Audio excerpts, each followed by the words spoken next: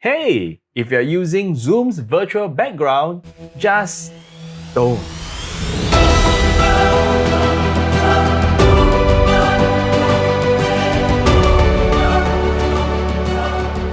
The point of a video, especially if your viewer is going to be watching you and listening to you for an extended period of time, is to bridge a personal connection.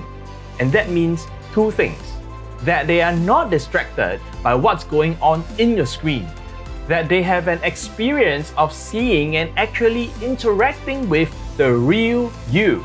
And most often, a virtual background is meant to mask what's really going on behind you, and that creates a distance with your viewer. Now, don't get me wrong, I personally think that the virtual background technology is one of the greatest inventions ever. It's like having green screen technology with you without having to bring a green screen around. However, it only works best if you have a well-lit, clean, white background like a wall. But given that most apartments and rooms in Singapore are small, and we all like to buy stuff to fully occupy the space and spruce the place and make it look nice, it is often very hard to find a clean white space for your virtual background to work at its best. I mean, let's face it, more than 90% of the virtual backgrounds that you see other people use look really terrible. I get it, there's a lot of clutter in your background you'd rather not show.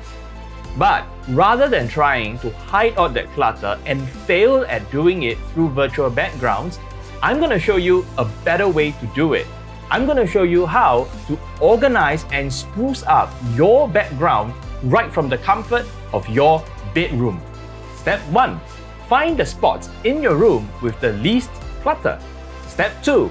Close off and switch off all natural and room lights in the room so that you have the biggest control over light sources in your surroundings. Step 3. Add a key light to your background and one more for yourself. Step 4. Create interest in your background with all the little cushions and even pictures that you have lying about your house on the left and right of yourself in the background. Step 5. Add pops of color in your background with little ornamental lights like fairy lights, LED strip lights, or even ornamental lamps that's lying about the house. Now that you have a well-lit and decently decorated picture composition, all you need to do is to put all of that through a video mixer like OBS Studio. You can add your logo, you can add your social media links, you can even add a nameplate if you like, and your whole video presentation will really stand out. What's really great is that all of this is really just a one-time setup, or at least it can be replicated with ease in the future. Don't settle for being like everyone else. Be a superhero. I see you next week.